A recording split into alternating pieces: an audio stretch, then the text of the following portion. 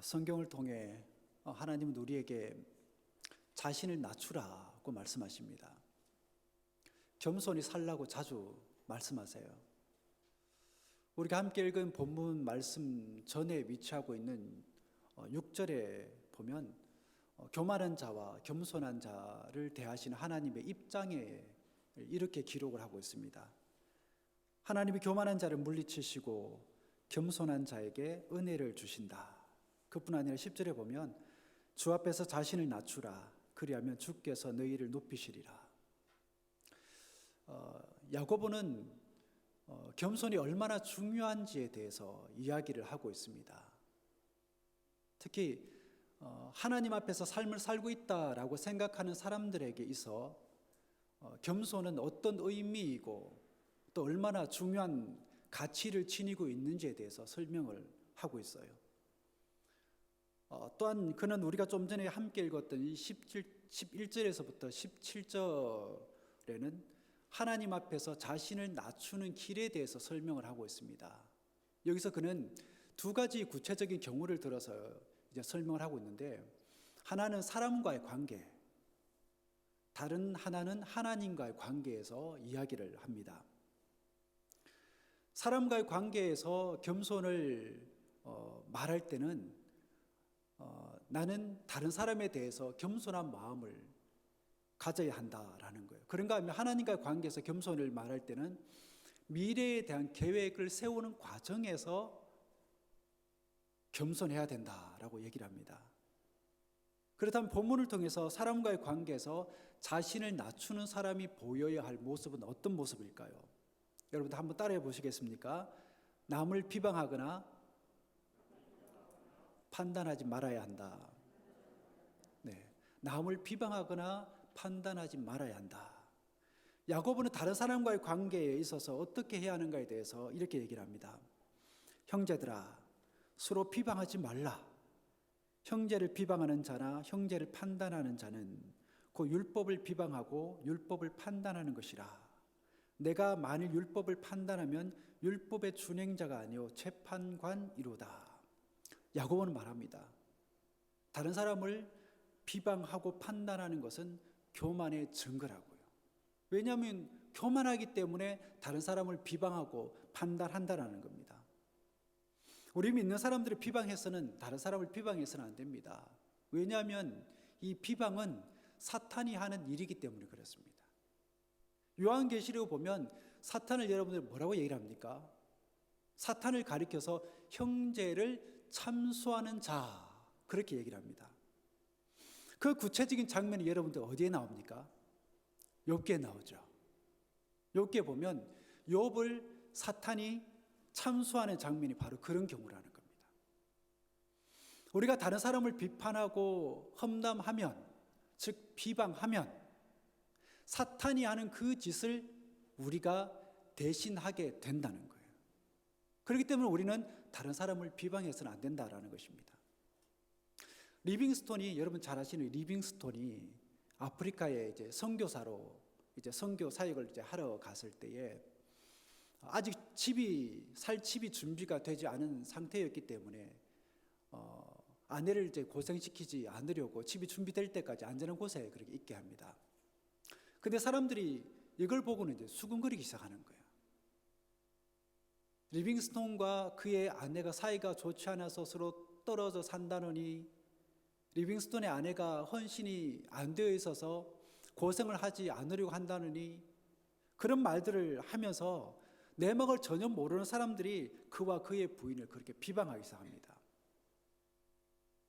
이에 그는 그런 비방에 너무 시달린 나머지 결국 그의 아내로 하여금 자신이 있는 곳으로 이제 오게 해요. 그런데 얼마 있지 않아서 그 아내가 병을 얻어서 이제 죽게 됩니다. 여러분, 무엇이 그 부인을 죽게 만든 걸까요?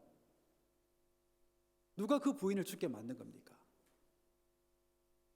사람들의 비방하는 그 사람들이 그 위대한 리빙스톤의 부인을 죽게 만든 것입니다. 오늘 예배를 마치고 밖으로 나가면 누군가가 여러분들의 옆에 와서 이렇게 말할지도 모릅니다. 권사님, 집사님, 아무개 말이지요 라고 하면서 여러 나쁜 말과 비방하는 말들을 쏟아낼지도 몰라요. 우리는 그런 나쁜 말이나 비방하는 말들을 들으면 그럼 그렇지, 아니 땡 굴뚝에 연기 나겠어 하는 그런 생각을 하게 됩니다. 그러면서 우리 자신은 자신도 모르게 그 사람에 대해 좋지 않은 생각을 품게 되는 거예요. 비록 그 말이 사실이 아니다 하더라도 일단 듣고 나면 그 사람에 대한 이미지가 전보다 더 나빠져 있는 것을 우리가 발견하게 되는 겁니다. 그래서 여러분들 선거 때마다 정치인들이 어떤 선거 전략을 사용하죠? 흑색 선전. 이건 근거가 있든 없든, 그게 사실이든 아니든 상관없어요. 흠집을 내는 게 목적이기 때문에 무조건 하고 보는 겁니다. 그런데 그걸 계속 하다 보면 어느새 그 사람에 대한 나쁜 이미지, 부정적인 이미지가 생기게 됩니다. 세상은 비록 그렇다 하더라도 우리 믿는 자들은 비방해서는 안 됩니다. 이런 이야기가 있습니다. 한 여인이 수도사에게 찾아와서 이런 얘기를 합니다. 제가요, 남을 비방하는 죄를 범했습니다. 어떻게 하면 좋을까요? 이 말을 들은 수도사가 그 여인에게 또 묻습니다. 자주 그러느냐고. 예, 매우 자주 그러는 것 같습니다. 실토를 합니다. 그럼 내가 방법을 가르쳐 줄 테니까 내가 하라는 대로 잘 따라 하십시오. 지금 당장 가장 가까운 시장에 가서 닭 한 마리를 사서 죽이세요. 그리고 그 닭을 가지고 오면서 그 닭의 몸에 붙어있는 모든 털을 다 뽑아서 공중에 날리면서 오세요. 그 말을 들은 그 부인이 수도사가 하라는 대로 다 합니다. 그런 후에 수도사에게 와서 수도사께서 나에게 하라는 대로 제가 다 했습니다 라고 말을 했더니 수도사가 잘했다고 칭찬을 합니다. 그러면 이제는 돌아가면서 당신이 뿌린 그 모든 털을 다 주워 담으십시오. 그러니까 그 말을 듣고는 황당하기도 하고 또 놀라기도 하면서 이렇게 얘기합니다. 저는 그 모든 털을 다 사방에 다 뿌렸는데요. 그리고 바람이 그 모든 털들을 다 이리저리 다 날려버렸어요. 그런데 그 털을 어떻게 제가 다시 주워 담을 수 있습니까? 수도사가 이 말을 듣고는 웃으면서 이렇게 얘기를 합니다. 그래요. 당신이 내뱉은 말도 그와 같습니다. 여러분 어떻습니까? 동의하시나요? 일단 한번 내뱉은 말은 주워 담을 수 없습니다. 그리고 이 비방은 다른 사람을 죽일 뿐만 아니라 자기까지도 죽이게 합니다. 즉 자신의 영적 성장을 멈추게 한다라는 거예요. 자기 영적 성장에 해를 끼친다라는 거예요. 왜냐하면 나와 하나님과의 관계를 제대로 갖지 못하게 이 비방이 작용하기 때문에 그렇다라는 것입니다. 또 오늘 본문은 판단하지 말라고 경고합니다. 왜냐하면 우리를 판단하실 분은 누구기 때문에 오직 하나님 한 분밖에 없기 때문에 그렇다라는 거예요. 그렇기 때문에 우리가 다른 사람을 판단하게 되면 우리는 스스로를 하나님이 되게 하는 겁니다. 그래서 야고보는 이렇게 얘기를 해요. 형제를 비방하는 자나 형제를 판단하는 자는 곧 율법을 비방하고 율법을 판단하는 것이라. 네가 만일 율법을 판단하면 율법의 준행자가 아니요 재판관이로다. 율법을 그렇게 하지 말라고 했는데도 불구하고 그 누군가를 판단하게 된다면 그건 내가 그 율법보다 더 중요하다고 시위하는 것과 같은 거예요. 즉 내가 그 율법 하나님의 말씀보다 더 위에 있는 존재라는 것이고, 그래서 그 율법 위에 내가 앉아서 그 누군가를 심판하는 심판자가 됐고 말겠다라는 것입니다. 하지만 성경이 분명히 이렇게 얘기를 합니다. 입법자와 재판관은 오직 한 분뿐이라고 말이죠. 그분이 누굽니까? 그분은 사람을 구원하기도 하고 사람을 멸하기도 하는 하나님이십니다. 그렇기 때문에 우리는 그 누군가를 판단할 권한이 없는 거예요. 그건 오직 하나님만이 하실 수 있는 일입니다. 그럼에도 불구하고 내가 그 누군가를 판단하는 위치에 서게 된다면 그건 나 스스로가 하나님의 자리에 앉게 되고 마는 것입니다. 그래서 야고보는 이런 사람을 향해서 이렇게 호통을 치고 있는 거예요. 도대체 네가 누구이기에 이웃을 판단하느냐? 네가 하나님이냐라는 거예요. 네가 재판장이냐는 겁니다. 그 말은 반대로 네가 교만하다는 겁니다. 네가 지금 하나님이 되어 있구나. 그 얘기를 하고 있는 겁니다. 결코 우리가 올라서지 말아야 할 자리, 우리가 앉지 말아야 할 그 자리에 네가 지금 앉아 있구나. 그렇다면 겸손의 두 번째 모습인 이 하나님과의 관계에서 자신을 낮추는 사람이 보여야 할 모습은 또 어떤 모습일까요? 한번 따라해 보시기 바랍니다. 하나님 없이 미래 계획을 세워서는 안 된다. 하나님 없이 미래 계획을 세워서는 안 됩니다. 여러분, 교만의 또 다른 모습이 뭘까요? 교만의 또 다른 모습은 자랑입니다. 오늘 성경에 보면 그 얘기를 또 하고 있어요. 들으라. 너희 중에 말하기를 오늘이나 내일이나 우리가 어떤 도시에 가서 거기서 1년을 머물며 장사하여 이익을 보리라 하는 자들아. 내일 일을 너희가 알지 못하는도다. 너희 생명이 무엇이냐? 너희는 잠깐 보이다가 없어지는 안개니라. 너희가 도리어 말하기를 주의 뜻이면 우리가 살기도 하고 이것이나 저것을 하리라 할 것이거늘 이제도 너희가 허탄한 자랑을 하니 그러한 자랑은 다 악한 것이라. 야고보는 사업가를 한 예로 들고 있습니다. 지금도 그렇습니다만 유대인들 중에는 뛰어난 사업가들이 많았던 것 같습니다. 유능한 사업가들 중에 그 특징이 뭐냐면 계획을 잘 세운다는 거예요. 오늘 본문에 나오는 이 사람도 구체적인 계획을 가지고 있었습니다. 언제, 어디로 가며 거기서 무엇을 할 것인지에 대한 계획을 가지고 있었어요. 그리고 어떻게 이윤을 남길 것인가에 대한 생각도 가지고 있었습니다. 이 정도면 거의 완벽해 보입니다. 적어도 사람의 눈으로는 그렇다라는 거예요. 그렇게 보인다라는 겁니다. 그런데 하나님은 이를 어떻게 평가하고 있습니까? 우리의 판단과는 영 다르게 판단하십니다. 어떻게 판단하고 있습니까? 그 모든 것이 허탄하다. 그 모든 것이 허탄하다. 즉 그 사람에 대해서 낙제 점수를 주고 있는 거예요. 낙제 점수. 허탄하다라는 말은 허풍이라는 말인데, 그러니까 그의 말 속에 그 어떤 진실함이나 믿을 구석이 없다라는 거예요. 물론 계획을 세우는 것이 잘못이라는 게 말이 아닙니다. 그렇다면 야고보는 왜 계획을 세우는 것을 허탄하다고 말한 걸까요? 그는 철저하게 하나님 중심으로 생각을 한 겁니다. 즉 자신이 볼 때에, 내가 볼 때에 허탄하고 잘못된 이유는 그 사람의 계획 속에 뭐가 빠져 있다라는 거예요? 하나님이 전혀 고려가 되지 않고 있다라는 것입니다. 그게 허탄한 것이고 그게 잘못된 거라는 겁니다. 다시 말해 하나님이 그 마음속에 속 빼놓고 무언가를 하려고 하는 그 자체가 잘못된 것이다라는 겁니다. 왜냐하면 그건 자기 인생에서 자신이 주인이기로 생각하고, 그러니까 내 마음대로 내 인생 내가 짜겠다 라는 것과 같기 때문에 그렇다라는 것입니다. 현재 여러분은 어떻습니까? 하나님께서 여러분에게 생명을 주시고 하나님께서 여러분들에게 건강을 허락해 주셔서 이 하루를 살고 계신데, 그 하루의 삶 가운데에 여러분들은 얼마만큼 하나님을 인정하고 하나님을 고려하면서 살고 있습니까?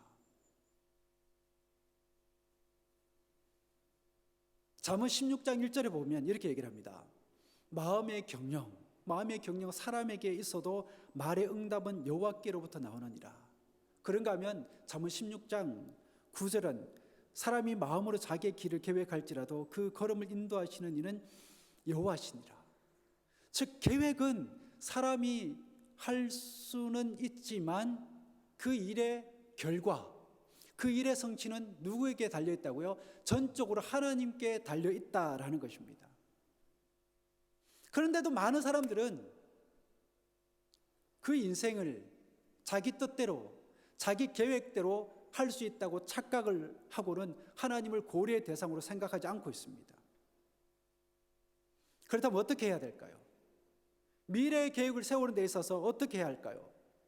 무엇보다 중요한 것은 하나님의 주권을 인정하는 겁니다.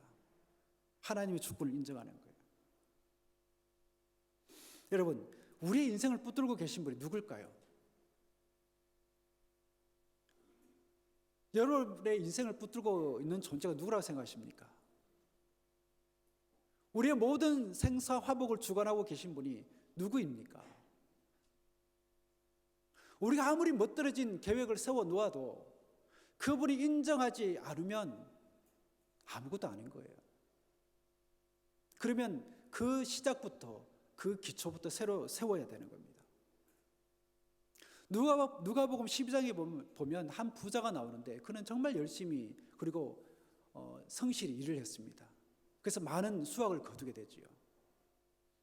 그 곡식을 쌓아둘 곡간을 더 크게 만들기 위해서 계획을 세웁니다.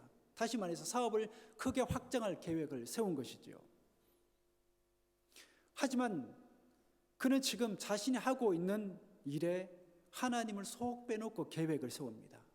그런 그를 하나님은 뭐라고 얘기합니까? 어리석다. 너희의 근거를 네가 모르는구나. 너희의 생명의 근원이 어디에 있는지 모르는구나. 너희의 건강의 시작이 어디 있는지 모르는구나. 그의 모든 과정 가운데에 내가 한 트럭도 손을 댄다면 네가 어떻게 되는지 너는 모르는구나. 우리 아까 찬양팀에서도 우리가 찬양을 했잖아요. 그런 찬양을 했죠. 하나님 주님 알기를 아는 거 얼마나 중요한지. 우리가 신앙생활을 하더라도 하나님을 아는 게 정말 중요합니다. 거기서부터 시작이에요. 거기서부터 구원도 나는 것이고 내가 어떻게 하나님 앞에 살아갈 것인지도 아는 게 되는 겁니다. 거기서부터 신앙의 깊이도 넓이도 더해갈 수 있는 거예요. 그걸 모르면 10년, 20년, 30년 해도 늘 제자리입니다. 제자리 걸으면 자기 생각의 울타리에서 벗어나지 못하게 되는 겁니다.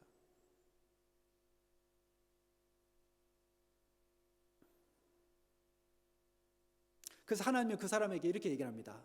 어리석은 자여, 오늘 밤에 내 영혼을 도로 찾으리니 그러면 내 준비한 것이 누구의 것이 되겠느냐.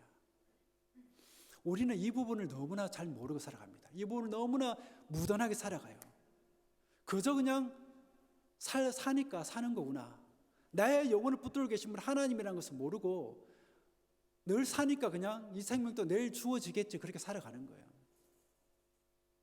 그렇게 우리가 인생의 근본을 알게 되면 하나님을 빼놓고 무언가를 계획하고 설계한다는 것은 우리가 있을 수 없다는 거예요.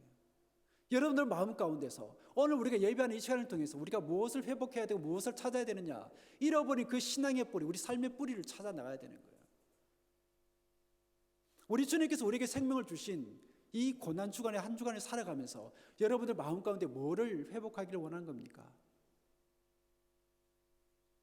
이 삶의 근본을 여러분들 찾을 수 있길 바랍니다.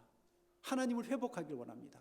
하나님에 대한 의식, 그 하나님 앞에서 살아간다는 그런 생각을 더욱더 확고하게 가지는 시간들이 되시기를 축복합니다.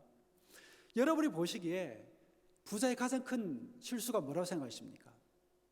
그건 바로 하나님의 주권을 인정하지 않은 거예요. 즉 자신이 잘나서 부자가 된 것처럼 그렇게 생각을 하고 있는 겁니다. 그러니 자신의 계획 속에 하나님은 고려가 되지 않았던 것이고 오직 자신만만한 자기만이 존재하고 있었을 뿐입니다. 두 번째는 하나님의 지혜를 의지해야 합니다. 왜냐하면 우리의 지혜는 제한적이기 때문에 그렇습니다. 안다고 해도 우리가 아는 것은 너무나 제한적일 수밖에 없어요. 아무리 많이 배우고 박사 학위를 받아도 책을 산더미처럼 쌓아놓고 끊임없이 읽어도 하나님의 지혜와 지식보다 우리는 앞설 수 없는 겁니다. 하나님은 우리가 보지 못하는 것을 보고 계시고 우리가 모르는 것을 알고 계시는 그런 분이세요. 그렇기 때문에 우리는 부지런히 하나님께 물어야 됩니다. 하나님, 내 앞날을 어떻게 설계하기를 원하십니까? 어떻게 설계했으면 좋겠습니까? 이런 생각을 가지고 있는데 이 생각이 어떻게 주님께서 보실 때 선하게 이끌어 가기를 원하십니까? 순간순간 그렇게 기도하면서 우리는 아브라함처럼 다윗처럼 여러분의 인생을 그렇게 설계해 나가기를 축복합니다. 그렇게 우리가 살아갈 때에 우리의 삶을 통해서 우리의 삶이 빛으로 소금으로 그 역할을 감당하게 되는 것이지, 그렇지 못하면 믿지 않는 사람들하고 별반 차이가 없는 거예요. 이게 바로 부족한 우리가 이 힘든 세상을 그나마 헤쳐나갈 수 있는 비결인 것입니다. 그렇지 않고 자기 혼자 모든 계획을 다 세우는 하나님 멋지지요? 축복해 주십시오 라고 말하는 것은 성경적이지 못합니다. 먼저 하나님께 물어야 되지요. 여러분, 인생은 짧습니다. 야고보는 너희 생명이 무엇이냐? 너희는 잠깐 보이다가 없어지는 안개다라고 얘기합니다. 참으로 기막히고 적절한 표현이 아닐 수 없어요.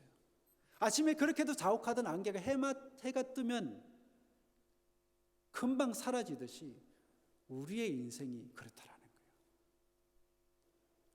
오늘 내가 살았다고 해서 내일도 살게 될 거라는 보장이 여러분들 있으십니까? 흔히 세월을 여러분들 살같이 빠르다고 얘기를 하죠. 어떤 사람은 이렇게도 표현하더라고요. 세월의 속도는 총알과 같다. 그렇습니다. 나이가 들어가면 들어갈수록 세월의 속도가 얼마나 빠른지 모릅니다. 마찬가지로 세월의 속도가 이렇게 빠르다면 우리는 낭비하고 허비할 시간이 없는 거예요. 그렇기 때문에 우리는 하나님의 지혜를 우리는 붙들어야 되는 것입니다. 이처럼 인생은 짧을 뿐만 아니라 예측할 수도 없어요. 내일 어떤 일이 벌어질지 모릅니다. 오늘 일은 난 몰라요. 내일 하루하루 살아요. 이런 찬송, 이런 복음서 가사고 있는 것처럼 우리는 오늘이 마치 마지막인 것처럼 그렇게 살아야 됩니다. 물론 내일에 대한 계획을 세워야 되겠지만 그것은 어디까지나 계획일 뿐 내일은 저와 여러분의 것이 절대 아닙니다. 착각하지 마십시오. 우리에게 주어진 시간은 오직 오늘 이 하루밖에 없는 거예요. 그러면 우리는 오늘을 최선을 다해서 살아야 됩니다. 어떻게 해요? 하나님의 지혜와 도움을 간구하면서 말이죠. 마지막으로 하나님의 뜻을 추구해야 됩니다. 15절에 보면 너희가 도리어 말하기를 주의 뜻이면 우리가 살기도 하고 이것이나 저것을 하리라. 분명히 야고보가 얘기를 합니다. 주의 뜻이면 이것도 될 것이고 저것도 될 것이고, 즉 내게 아무리 좋아 보여도 하나님이 아니다 라고 얘기를 하면 우리도 아니어야 한다는 겁니다. 결국 중요한 것은 하나님의 뜻이에요. 그렇기 때문에 하나님이 우리에게 허락해 주신 이 하루를 살아가면서 우리는 이런 기도를 드릴 수 있어야 됩니다. 주님의 뜻을 내 삶에 심기를 원합니다. 주님의 뜻을 내 삶에 심어 주십시오. 그러므로 우리는 하나님, 내가 이 계획을 세웠습니다. 이 계획에 축복해 주시옵소서 라는 기도가 터져 나와서는 안 됩니다. 오히려 하나님이 정말 하고 싶은 그 일에 나도 할 수 있도록 내게 힘 주시고 능력을 주시고 지혜를 주십시오. 그 기도를 할 수 있어야 됩니다. 그래서 하나님의 마음이 있는 곳에 내 마음도 가기를 원하고, 그런 찬송, 그런 기도도 여러분 하지 않습니까? 그래서 우리들에게 주어진 삶의 시간 가운데 하나님의 뜻에 내 뜻을 그렇게 맞추며 조율하면서 살아가는 과정들이 정말 중요한 거예요. 우리가 이 고난 주간을 보내면서 나를 위해서 죽으시고 몸을 찢기시고 피를 흘리신 그 주님이 하나님의 뜻에 자기의 뜻을 맞춰갔던 것처럼 우리를 위해서 그렇게 인생 사셨던 그 주님의 뜻에 우리도 맞춰가기를 축복합니다. 그러면 우리를 통해서 하나님의 뜻이 이 땅 가운데 이루어져 가는 겁니다. 우리를 통해서 하나님의 나라가 이루어져 가는 거예요. 그러면 하나님이 우리를 보실 때 참 내가 너를 잘 사용했다, 그렇게 말씀하시는 겁니다. 야고보서는 성공적인 삶의 지침서라고 해도 과언이 아닌데, 여기서 성공적인 삶에 대해서 이야기를 하면서 강조하고 있는 게 뭐냐면 자신을 낮추라는 겁니다. 중요한 겁니다. 자신을 낮추지 않으면 그 어떤 것도 되지 않아요. 자신을 낮추시기 바랍니다. 즉 스스로를 높이려고 하면 결국에는 낮아지게 되겠지만, 스스로 자신을 낮추면 누가 높여주신다고요? 하나님이 높여주신다는 겁니다. 이거는 분명 약속입니다. 여러분, 이 약속의 말씀을 붙드시고 우리에게 주어진 이 하루와 한 주간의 삶을 여러분들 살 수 있기를 바랍니다. 우리 모두가 그런 삶을 살아감으로 주님의 뜻이 우리 삶 가운데에 이루어져 가는 것을 우리 두 눈으로 똑똑히 목격하는 그런 복된 삶을 우리 모두가 누릴 수 있게 되기를 축복합니다. 기도하겠습니다. 겸손하신 주님이 하나님의 뜻을 따라 하늘 보좌 버리고 이 땅에 오신 것처럼 주님의 뜻을 따라 살아가는 우리 역시 겸손하기를 원합니다. 내 주변에 있는 사람을 향해 겸손하게 하시고 하나님과 말씀 앞에서 겸손하기를 원합니다. 그래서 말씀에 순종하며 이렇게 살아가는 자가 받는 복을 경험하게 하시고 말씀이 진리임을 몸소 체험하는 은혜를 우리로 하여금 누리게 하옵소서. 또한 그렇게 살아가는 한 사람 한 사람을 통해 우리 가정이, 우리 교회가 참 좋은 공동체가 되게 하여 주옵소서. 예수 그리스도 이름으로 기도드립니다. 아멘.